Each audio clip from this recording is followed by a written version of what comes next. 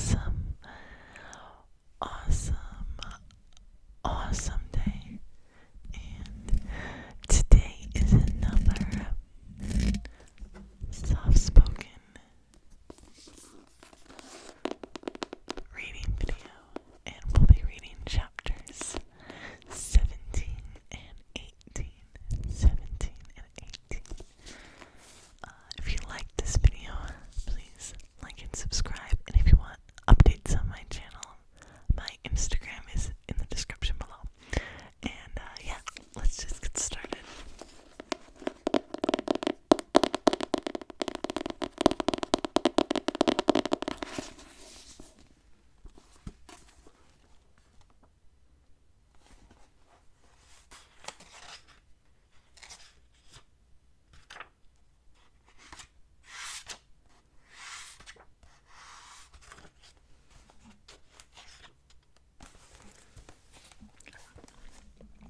Chapter 17. Still shaken from my encounter with Shade, I assumed the slicky to the surface and crashed through the waves. Why had he let me go? Why hadn't he killed me? It wasn't mercy. No, it was something else. But I wasn't sure what. When the spray settled around the egg-shaped mini-sub, I saw Gemma standing on the docking ring with a large duffel bag by her feet. Her back to me, she stomped out of the stained baggy pants and kicked them through an open door into the visitors' lounge.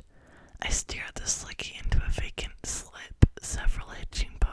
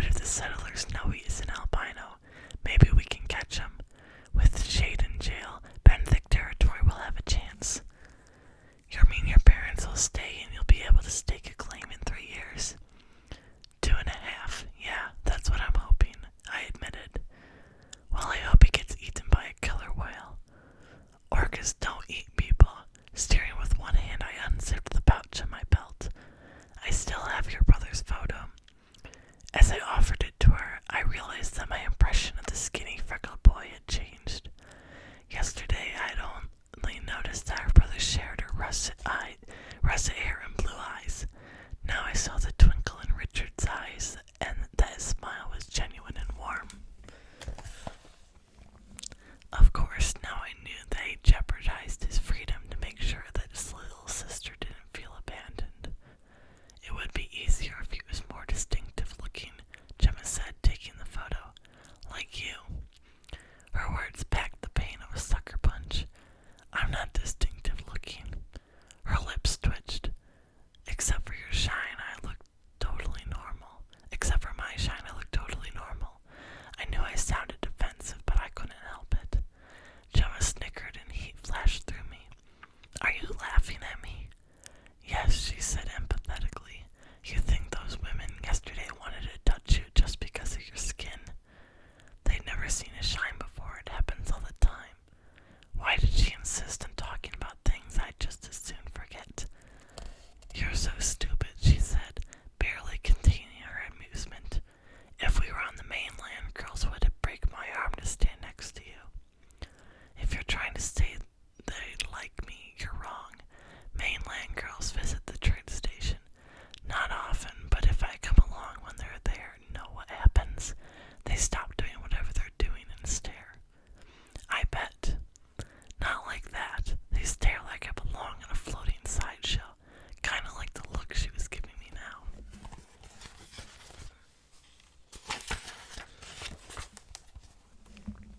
After a moment, she said, You know, you're right. Except for your shine, you're not distinctive at all. A smile hovered on her lips. And if a girl stares at you, pay no attention to her. I relaxed. I'm not that thin-skinned. No, really, ignore her completely. Gemma was pleased as could be about something, but who knew what? Her words were like silt clouding the water. Looking back to her brother's photo, she made a fist and then pressed it to her chest. What was that? Just something we used to do across the air shaft, she replied. Roger would stand by the window in the boys' dorm before lights out and wait for me. She held up her fist.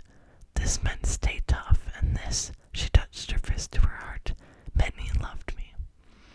I turned back to the control console and checked her position to avoid talking in case my voice came out choked.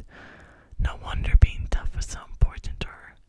Did Zoe care so much about what I thought of her? I seriously doubted it, but then I wasn't her only living relative. What are you looking at? Gemma asked. Happy to change the subject, I told her. Everything around and below us. I ran my finger over the continuously shifting graphic of the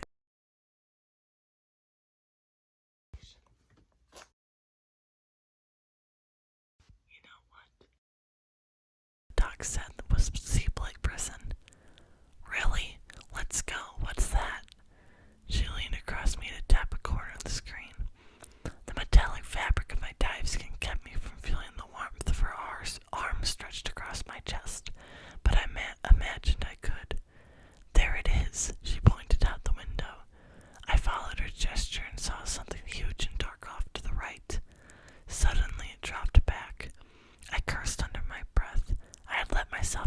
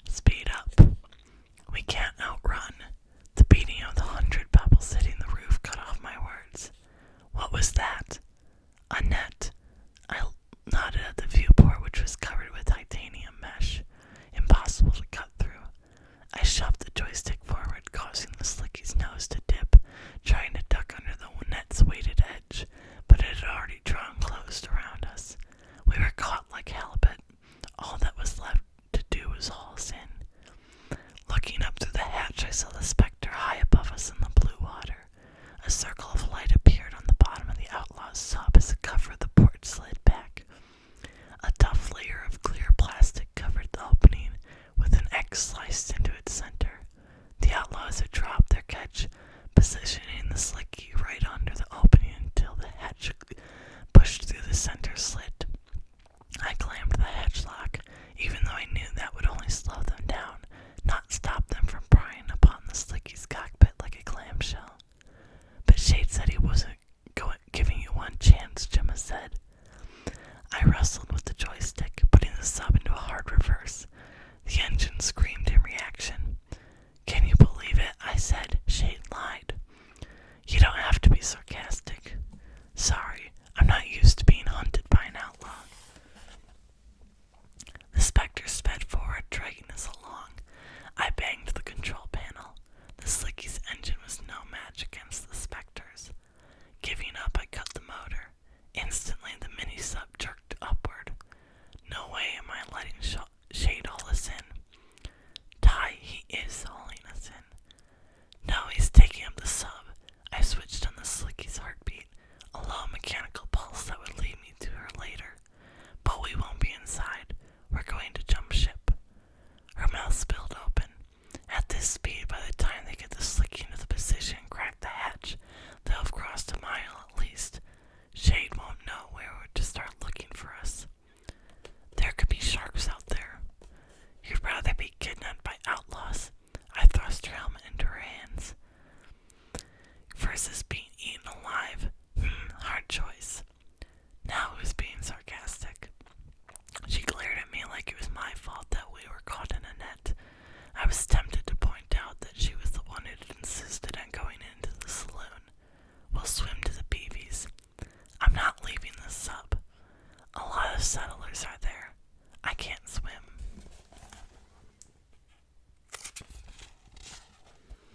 I paused, taken aback. You came sub-sea and you don't know how to swim? Don't make a big deal of it. Okay, listen, I said, trying to sound reassuring. You don't have to swim. We're going to fall. You can fall, can't you? A shark doesn't care if you're swimming or if there are any sharks around. I'll draw on my shock prod. I promise. We've got to go now. She didn't budge. No way. You can't see a shark this deep until it's already bitten off your head. If a predator is coming our way, I'll know. How? There was no other way. I had to tell her. I had to trust her. I have a dark gift, I said. Though I didn't look at her, I focused on snapping my helmet into place. I have a dark gift. Did I really just admit it out loud? You said there's no such thing, she accused. I lied because I'm not always so good. Put your helmet on. And that was the end of chapter 17. So now for chapter 18. Gemma froze with surprise or maybe disbelief. I couldn't tell. Plucking her helmet from her hands, I dropped it over her head. I can see with sound, I explained, sealing her helmet. It's called biosonar.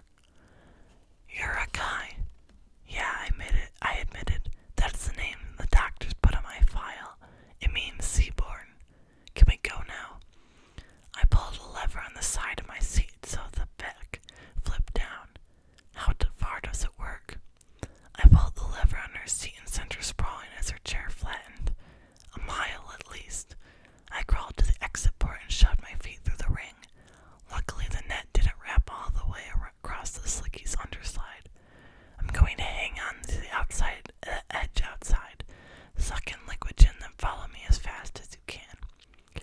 Wait, I didn't know if it was because she had more questions about my dark gift or because she was still afraid to jump, but I didn't stop to find out.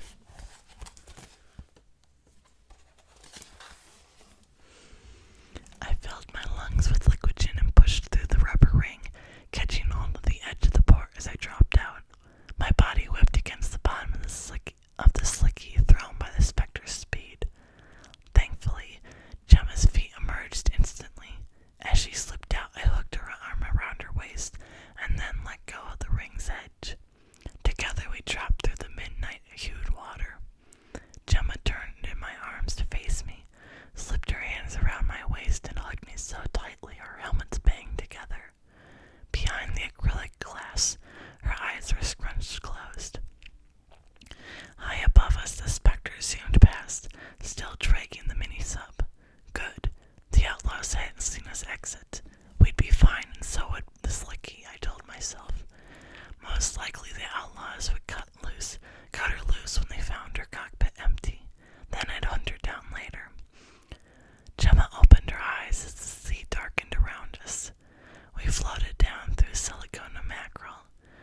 flashing silver in the dim sunlight. As the sailfish cut past us, electric blue stripes appeared on its sides to confuse the mackerel. I felt Gemma's arms tighten around me. I met her eyes, expecting to see fear in her expression, but surprisingly she was smiling as she took in the beauty of the wildlife swimming past. She flipped on her ground lights. I did the same, but the light only gave us about 20 feet of visibility. I cast out a web of sound to see what was below. The clicks I made in the back of my throat were too high-pitched for Gemma to hear. I'd perfected them over the years, finding the sound that bounced back the quickest and was the easiest to interpret. Then my mind created an image out of the echoes I heard, like the sonar screen in the sub, with the peaks and valleys of the ocean floor sketched out in 3D. Using sign language, I told her to press the button that made fins slide out of the tips of her boots. Seeing her confusion, I chalked it up to an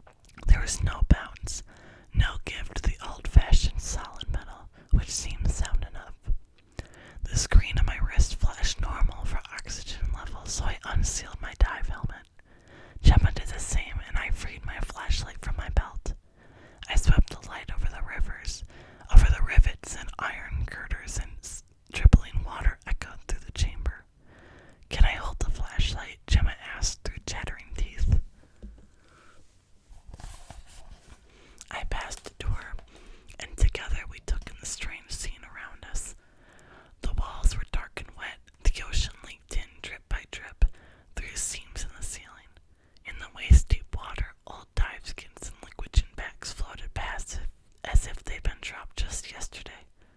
Gemma directed the flashlight at the door across the room with bars on its windows, and then illuminated a wall where several pairs of corroded handcuffs hung from pegs. I sloshed over for a closer look. Why are these so long? The chains between the cuffs were at least 2 feet in length. So the inmates can work, she replied. There's a penitentiary in the tower block that faces mine. Every day, guards hustle men into the outside elevators and take them down to the dark alleyways. She touched one of the long chains. The convicts wear handcuffs like these, so they can clean up garbage. These prisoners weren't cleaning up anything. I plucked a floating sieve out of the water and ran my fingers through its wide-spaced holes. They were panning for black pearls. That doesn't sound so bad. Would you want to hunker in the ooze all day straining mud? Well, if you put it that way, it's back-breaking work.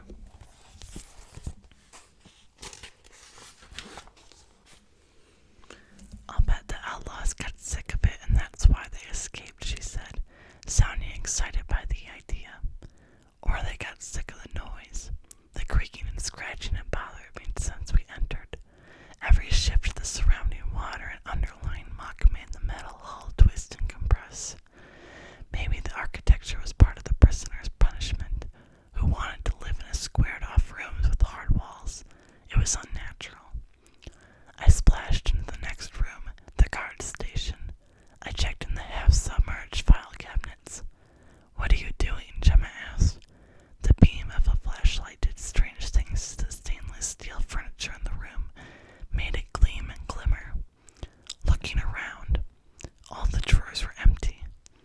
Oh no, you're not. She hopped into a submerged metal desk. With her legs crossed, she looked like she was attending a tea party, except she was up to her waist in seawater. She eyed me expectantly. What? Your dark gift.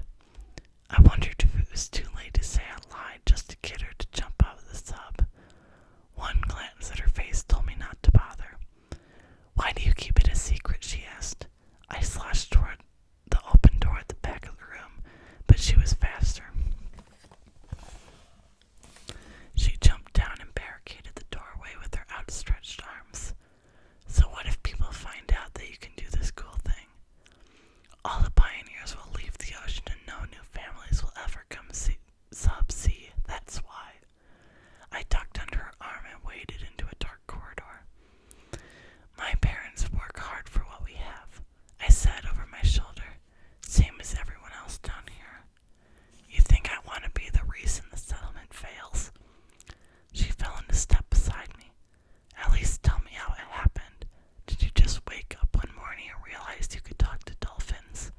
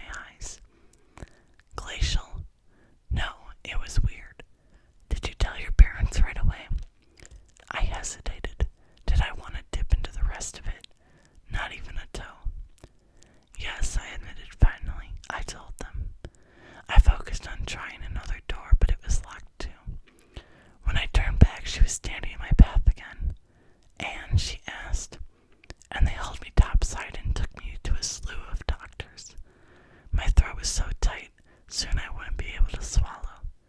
After weeks of blood tests and brain scans, the doctors couldn't find anything wrong, but they wanted to keep poking at me.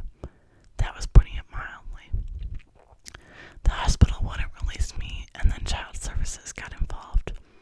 My parents had to go to court to get me back, and even then it looked like the judge might rule against them and make me a ward of the wealth.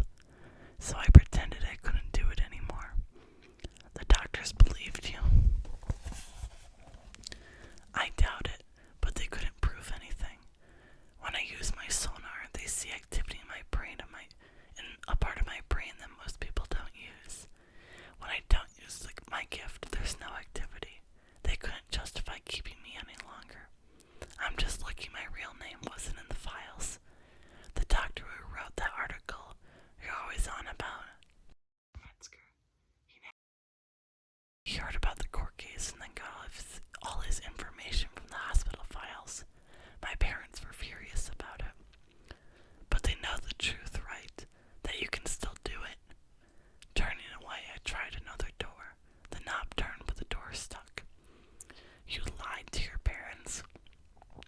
I threw my weight against the door and it fell off its corroded hinges, slamming to the floor. I barely kept my balance as water gushed past me, flooding into the room. Instead of shining the flashlight into the darkness ahead, Gemma continued to shine its beam on me. I get it, you don't want to be some medical experiment, but... There's no but, I snapped. The doctors blamed the water pressure, and it was messing up my brain.